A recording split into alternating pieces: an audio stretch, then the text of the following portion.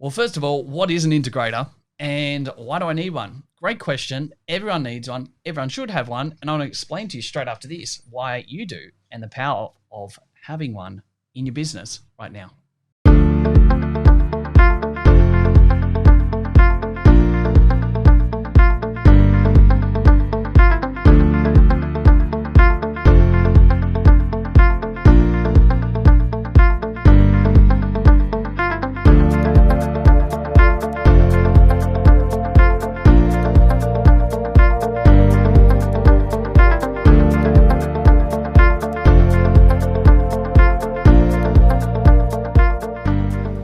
So first of all, you might have heard of what an integrator is. Maybe there's a bit of a feeling in your head that you do know what it is if you haven't heard of it officially. Well, simply put, an integrator is it's like the chief of staff to the president, right? It's the right-hand man. It's the number two. Quite often we hear about integrators being the office manager, the practice manager.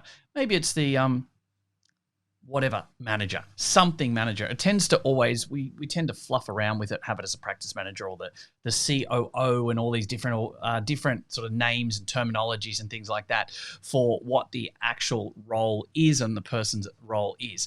But ultimately, they're sort of the number two in that organization that does an amazing job at making sure that everything comes together, right? That is what the role of an integrator is. And we probably should use the name integrator more so, but I think for the context of what we're talking about right here, we just need to make sure the right person's in place doing the right things, and here's how you can utilize them wisely. So the integrator is basically the glue that holds everything together. They're the manager that runs the day-to-day. They're the person that's amazing at leading, bringing people together, getting things done. It's like the station master that keeps the trains running on time.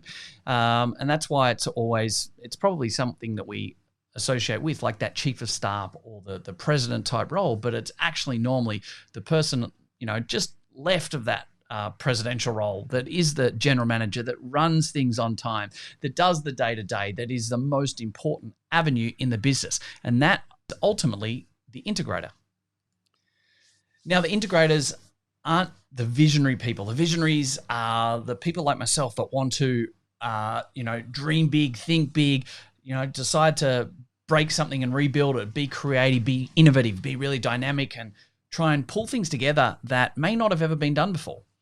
The integrator, however, isn't really caught up in that. What they love to do is they love to get down and dirty with the details. They want to get the management right. They want to lead the teams. They want to make sure that they can deliver on the strategic plan, that they can get things organized. They're accountable for delivering the reports and the day-to-day operational components of the actual business. And this becomes essentially really important for all good and great organizations, because so many times the visionary, who's quite often the founder or the owner, gets into a situation where their attention to detail may not be quite where it needs to be. The I's aren't dotted, the T's aren't crossed, things aren't always put into place, and yet they find themselves really busy. They find themselves running around like a blue-ass fly, trying to get these things done, trying to make all this, and they're always busy, and doing this, doing that. They're looking for the next new thing. They're creative, they're innovative, they might be distracted by the next shiny object, the shiny object syndrome that we talk about. Whereas you need to have that sort of constant rhythm. Think about a rower, like you might have a big boat from, medieval days is what I'm trying to say. And they're the person that's, hitting the drum, boom, boom, boom, or saying, row, row, row. They're the ones that are keeping the rhythm, keeping the tempo, keeping the boat moving forward, getting the organization moving, keeping everyone on track. It's that same predictability, working forward, keeping the rhythm, keeping the momentum, etc. Right? They're the person that thinks about the operations a lot more and delivers the vision for that founder in that role. And so the integrator basically controls all of the major functions, such as SOFA, right? Sales, operations, finance, admin. They do a lot of the HR management. They make sure the right hand knows what the left hand's doing. They deliver on the strategic plan and all the bits and pieces as a whole, and they tend to smooth out any of the friction points. Obviously, communication is a big one there. They're great at communicating to make sure that everyone's on track with what's happening and how it's moving forward in those avenues. So an integrator is absolutely crucial in all organizations. As we have a look at, and maybe right now, think about your current situation right now. Do you actually have someone that fits that integrator role? Now, some of the time when I work with clients in this area, it becomes a bit of a tough discussion to have, because we need to be able to sit down at times and realize that we might not have the right integrator in place. Now, I've had this over the years with various different managers in different companies. I even had this with what I thought was a PA scenario, 5-6 years ago. And we try and make people fit that integrator role because they're already part of the organization, or they're a good person, they've been with you for a long period of time, and it's the right thing to do, etc. But sometimes we just have to actually acknowledge the fact and call it what it is. And the person that might be your number two, your right-hand man, your chief of staff type scenario at the moment, isn't actually the best person placed to be that integrator.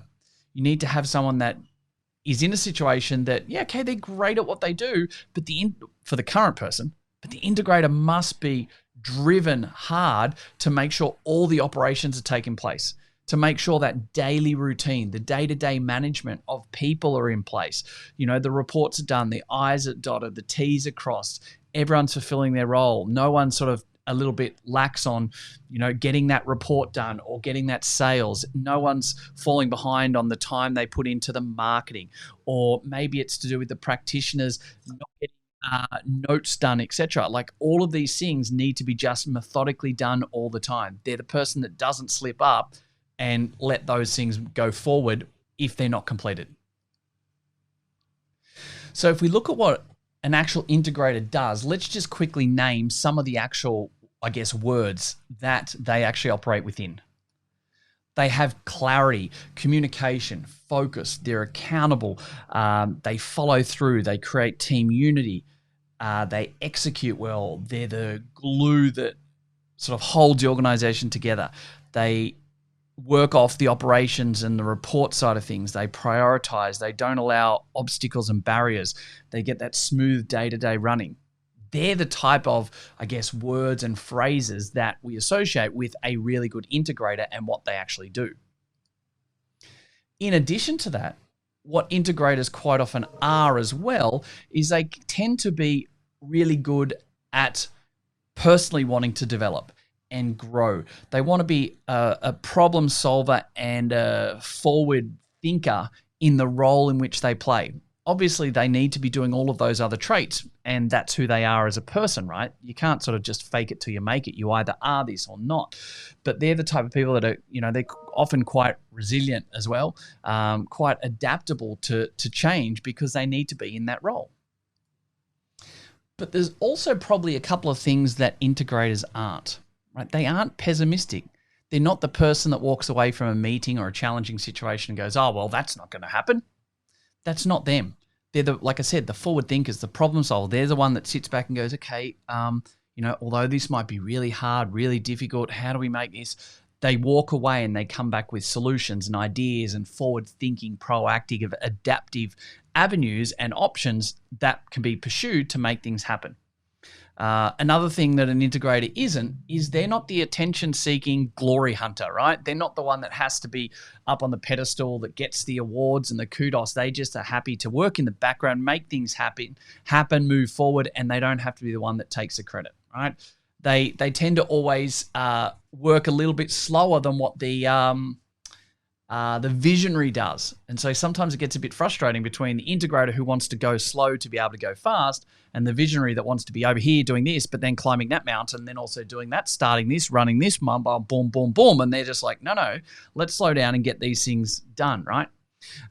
So they're the person that needs to be accountable and responsible. And I guess the reason why this is so important is that I believe that for every good business to become a great business, you need to have a really solid foundation and an integrator that can play that role really well.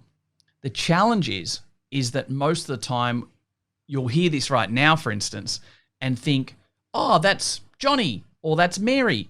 They're my right-hand man or woman, right? Being politically correct. But I guess the harder question we need to look at is, are they perceived at the moment as being the integrator based on what I've just said because they're already there and it's easy? Or is it that we actually need to look for someone who is that integrator, that can be that integrator, and make that happen inside the organization because the people that aren't there at the moment aren't quite in that role? Now, that's not a negative to anyone in those in that sort of senior type role at the moment for yourself, but the real catalyst is making sure that we get the right person in the right role for any type of team growth. And to accelerate and scale in this avenue, we need to have the right person. We can't fake it till we make it when we're looking at an integrator. So we really do right now need to have a good look at your business and look at the structure of who's there at the moment. And are they really matching those criteria that I went through before? Do they really fit that role? Or is it that we're just trying to take the easy option of go, oh yeah, that's the person already? And that's the question that I want you to ask yourself right now today. Have we actually got the integrator in our business that can move and step forward in this avenue, that is the right person? And do we have that currently there at the moment? If not, let's go and make it happen. Let's not just give ourselves an escape clause and take the soft option to maybe just try and work with what we've got because we need to make some harder decisions and harder processes, and that's just a little bit too hard. Don't let yourself off the hook with, it's too hard, so we'll just let it stay as status quo.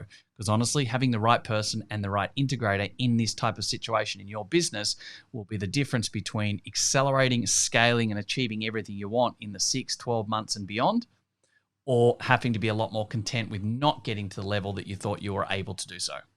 Hope that helps. Go and have that tough conversation. If you want some more help or some questions around what to ask, what to say, etc., reach out and ask. More than happy to help out where I can. Cheers for now.